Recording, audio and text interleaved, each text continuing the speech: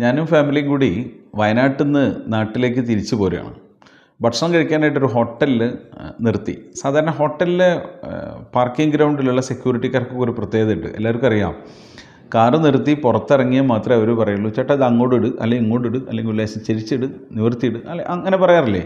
നമുക്കത് വല്ലാതെ ദേഷ്യം പിടിക്കും. ദീർഘദൂര യാത്രയൊക്കെ ചെയ്തു വരുമ്പോൾ പാർക്കിംഗ് ഗ്രൗണ്ടിൽ ഇറങ്ങിക്കഴിഞ്ഞതിന് ശേഷം വണ്ടി മാറ്റിയിടാൻ പറയുമ്പോൾ എല്ലാവർക്കും ദേഷ്യം പിടിക്കാറുണ്ട്. അതേപോലെ എനിക്ക് ദേഷ്യം പിടിച്ചു.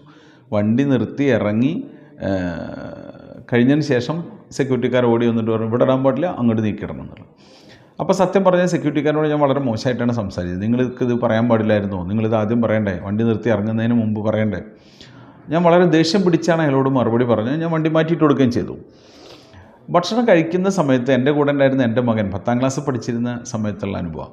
10ാം ക്ലാസ്സിലാണ് അവൻ അന്ന് പഠിക്കുന്നത്. അവൻ എൻ്റെ അടുത്ത് പറഞ്ഞു, അച്ഛൻ മാമയുടെ അടുത്ത് പറഞ്ഞ് ശരിയായില്ല, അച്ഛൻ അയാളോട് കുറച്ചും കൂടി മാന്യമായ രീതിയിൽ പറയണമായിരുന്നു, സംസാരിക്കണമായിരുന്നു, അത് ചെയ്ത് ശരിയായില്ല, ഇങ്ങനെ പറയാൻ പാടില്ലായിരുന്നു എന്നെൻ്റെ മോൻ പറഞ്ഞപ്പോൾ ഞാൻ അവനോട് പറഞ്ഞു, അത് അയാളുടെ ഡ്യൂട്ടിയല്ലേ, അയാളത് കൃത്യമായിട്ട് ചെയ്യണ്ടേ, അയാൾ നമ്മൾ ഇറങ്ങുന്നതിന് മുമ്പ് പറയണ്ടേ എന്ന് പറഞ്ഞു.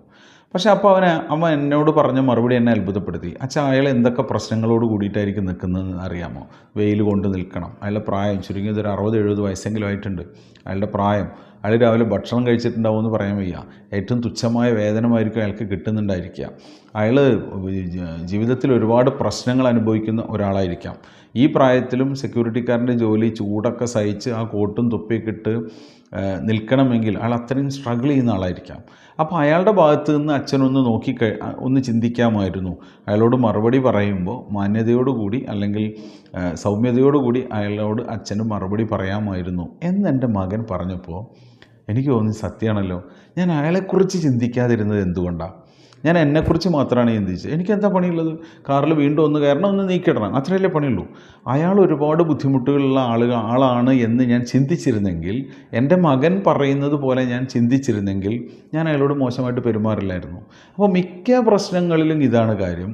നമ്മളൊരു വഴക്കുണ്ടാവുന്ന സമയത്ത് അല്ലെങ്കിൽ മുന്നിൽ നിൽക്കുന്ന ആളുകളുമായിട്ട് തർക്കിക്കുന്ന സമയത്ത് അയാളുടെ മാനസികാവസ്ഥ എന്താണെന്നോ അയാളുടെ അവസ്ഥ എന്താണെന്നോ അയാൾ ആ സമയത്ത് അനുഭവിക്കുന്ന ക്രൈസിസ് എന്താണെന്നോ ഒന്നും നമ്മൾ ആലോചിക്കില്ല. നമ്മൾ നമ്മെക്കുറിച്ച് മാത്രമാണ് ചിന്തിക്കുന്നത്. അപ്പോൾ മിക്ക പ്രശ്നങ്ങളും ഇല്ലാതാവും. എങ്ങനെ? നമ്മൾ നമ്മെക്കുറിച്ച് മാത്രം ചിന്തിക്കുന്ന ഒരവസ്ഥ ഒഴിവായാൽ, നമ്മുടെ മുന്നിലിരിക്കുന്ന ആളെ കൂടി അല്ലെങ്കിൽ നമ്മൾ സംസാരിക്കുന്ന ആളെ കൂടി നമ്മൾ മനസ്സിലാക്കാൻ ശ്രമിക്കുകയാണെങ്കിൽ പ്രശ്നങ്ങളെല്ലാം പരിഹരിക്കപ്പെടും. അപ്പോൾ ഇതുപോലെ ചില സമയത്ത് നമ്മുടെ മക്കളായിരിക്കും നമ്മളെ തിരുത്തി തരുന്നത്, കറക്റ്റ് ചെയ്ത് തരുന്നത് നമ്മുടെ മക്കളായിരിക്കും.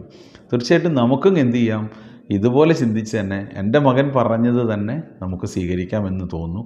അതിനുശേഷം അവൻ എന്നെ കറക്റ്റ് ചെയ്ത് തന്നതിന് ശേഷം ഞാൻ എന്ത് ചെയ്തിട്ടില്ല, എപ്പോൾ പാർക്ക് ചെയ്യാൻ ഗ്രൗണ്ടിൽ ചെന്നാലും ഞാൻ അവരോട് സൗമ്യമായി പെരുമാറാറുണ്ട്, ചിരിക്കാറുണ്ട്, സംസാരിക്കാറുണ്ട്, ഷെയ്ക്ക് ഹാൻഡ് കൊടുക്കാറുണ്ട്. ഇത് എല്ലാവർക്കും നല്ലൊരു പാഠമായിരിക്കും എന്നാണ് തോന്നുന്നു. Thank you so much.